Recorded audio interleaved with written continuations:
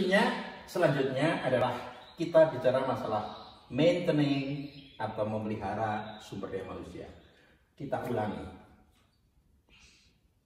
Acquiring, mengadakan, sudah ada, dikembangkan, sudah dikembangkan, diberi penghargaan, dan tentunya dipertahankan atau dipelihara.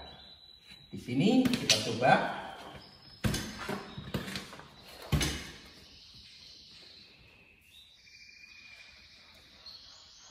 apa saja yang dibahas dalam konteks maintaining atau memelihara sumber daya manusia, yaitu kita berbicara masalah employee relation. Apa itu employee relation atau industrial relation? Itu yang pertama. Yang kedua katanya dengan health and safety program, ya. Dan tentunya bisa juga kita bicara masalah legal aspect dan evaluating human resources function. Ya.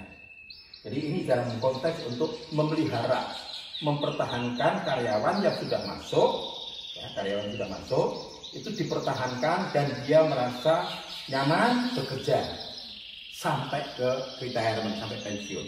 Nah, employee relation, apa pentingnya hubungan industrial? Apalagi dalam konteks hubungan industrial Pancasila. Nah, dalam konteks ini paling tidak kita singgung masalah union, serikat pekerja. Kalau di Indonesia namanya SPSI, Serikat Pekerja Seluruh Indonesia. Di mana di masing-masing perusahaan idealnya itu ada serikat pekerja yang sifatnya level perusahaan atau ranting. Ya. Nah, dalam konteks ini biasanya diberi aturan. Minimal karyawan 25 sebaiknya memiliki serikat pekerja ranting. Atau biasanya dalam bentuk grup atau bersama-sama. Ya. Nah, di sini katanya dengan union atau SPSI. Bipartit atau tripartit. Tentunya dalam konteks serikat pekerja, dalam konteks hubungan industrial Pancasila atau di sini disebutkan dengan employee relation. Ini sebetulnya kita berbicara masalah manajemen berhubungan dengan organisasi karyawan.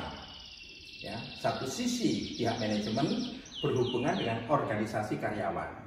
Memang di aturan disebutkan bahwa organisasi karyawan ini sendiri itu pengelolanya, pengurusnya tidak boleh datang dari level manajemen di perusahaan.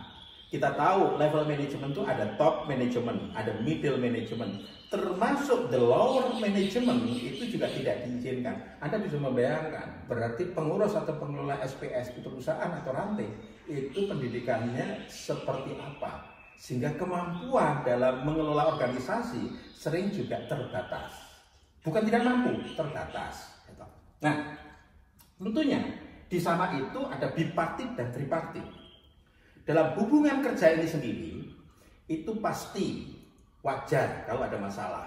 Nah, disarankan di sana kalau ada masalah silahkan bipartit, berarti datanglah ke perusahaan atau ke manajemen untuk dirembuk intaran perusahaan. Bipartit itu berarti pihak pertama adalah serikat pekerja ranting atau perusahaan dan manajemen.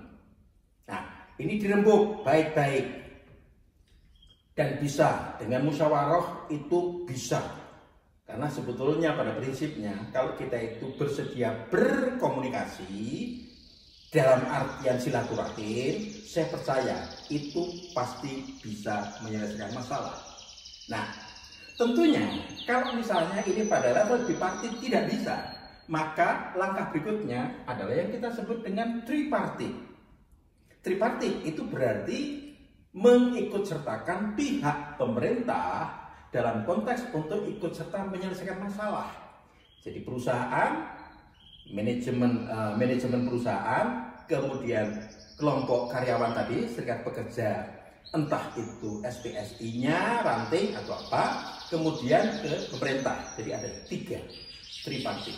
Diharapkan di sini itu pemerintah bisa memberi solusi menengahi, ya, bukan memihak ke perusahaan malah, atau bukan memihak ke karyawan, tapi dua-duanya tetap diberi alternatif untuk diberi solusi yang terbaik untuk kebersamaan. Gitu. Contoh yang cukup menarik sebetulnya dalam konteks tripartit ini sendiri itu adalah zaman kepemimpinannya untuk di Surabaya itu Bu Risma. Bu Risma selalu mengatakan kepada teman-teman di bipartit perusahaan dan ini, coba kamu selesaikan dulu di bipartit. Kalau benar-benar tidak bisa, baru datang ke saya untuk supaya muncul yang namanya tripartit ini. Dan itu cukup banyak Bu Risma sebagai wali kota di Surabaya cukup banyak mengatasi masalah-masalah itu, termasuk misalnya terkait dengan 1 Mei, May Day, ya toh. Nah, itu biasanya di Surabaya itu ada yang namanya demo di kota-kota besar itu jadi demo. Tapi Bu Risma cukup wise. Kalau memang tidak ada masalah, mengapa harus demo? Datanglah, mari kita untuk apa? Tumpengan dan dangdutan bersama. Sehingga pada waktu 1 Mei itu diberi kesempatan untuk diperingati bersama dengan siapa? Dengan pemerintah daerah, dengan masyarakat, dengan serikat pekerja untuk apa? Untuk dangdutan, untuk tumpengan. Nah, itu adalah sebuah solusi yang cukup bagus. Jadi bipartit tidak mampu datang ke tripartit dan solusinya bisa jangka panjang. Ya. Kemudian yang berikutnya adalah di sana ada CLA dan KKB. Apa itu CLA?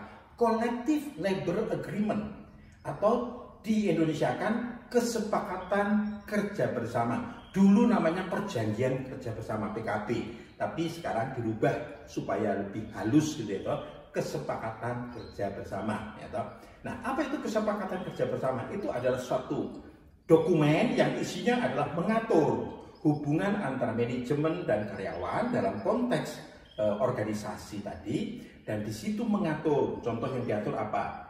Tentang pengupahan, tentang jam kerja, tentang istirahat, seluruhnya itu diatur. Sedemikian rupa, kalau itu dituruti bersama, maka yang terjadi adalah hubungan harmonis yang ada di dalam perusahaan. Itu terkait dengan CLA dan KKB. Yang ini biasanya setiap tahun itu diperbaharui atau dievaluasi. Nah, kemudian yang berikutnya adalah Health and Safety Program. Seorang karyawan itu untuk bertahan bekerja sedemikian rupa, dia nyaman dan lain-lain. Satu sisi butuh fisik yang fit, sehat. Yang kedua adalah jiwa atau sikap mental yang tetap terpelihara. Nah, di dalam program ini, contoh sederhana, kaitannya dengan Health and Safety Program. Ini biasanya sering dilalaikan atau tidak diurusi, padahal ini penting sekali. Kaitannya dengan kecelakaan kerja, kaitannya dengan sumber-sumber bahaya, sehingga di sana itu memang mengalami perkembangan sedemikian rupa bagaimana masyarakat karyawan ini sendiri kesadarannya itu tinggi untuk selalu sadar bahwa di lingkungan kerja itu memang banyak sumber-sumber bahaya, walaupun mungkin itu hanya kecil, tetapi dengan kesadaran tinggi yang dimiliki karyawan, maka itu akan terjadi yang namanya suasana health and safety. Program ini berjalan dengan baik. Contoh sederhana, kerja di tempat yang cor logam panas, jelas itu bahayanya. Dia harus manjat dinding 10, 20, sampai 100 meter, itu bahayanya jelas. Ya. Kemudian dia bekerja di tempat baling-baling yang berputar, kemudian ada yang tajam dan lain-lain, itu sumber bahayanya jelas. Tetapi pertanyaannya, apakah seorang bekerja tata usaha dan lain-lain yang bekerja di kantor, apalagi di situ pakai karpet dan lain-lain, tidak ada sumber bahaya? Ada.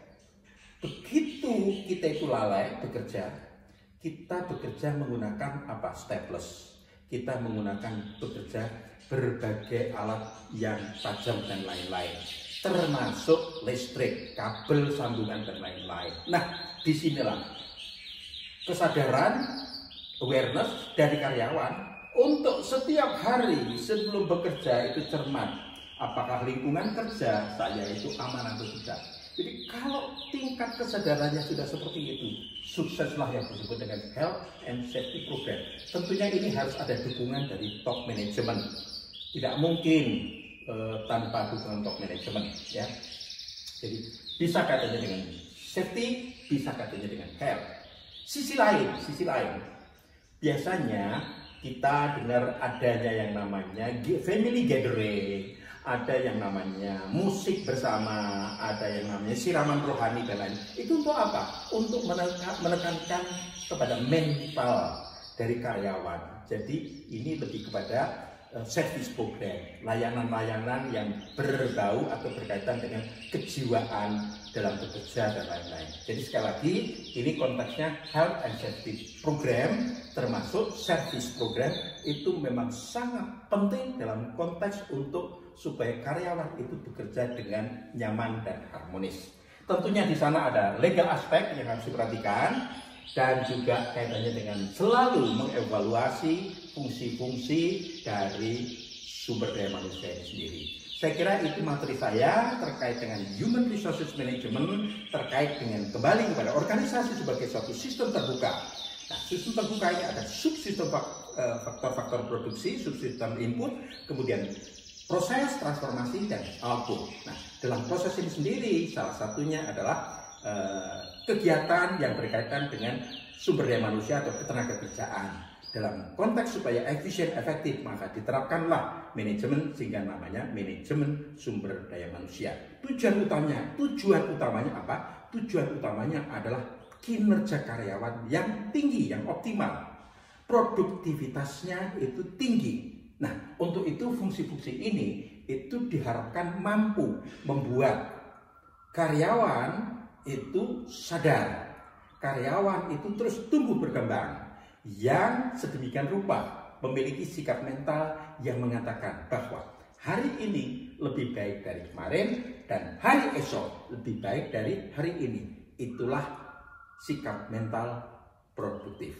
Terima kasih, sampai ketemu di materi selanjutnya.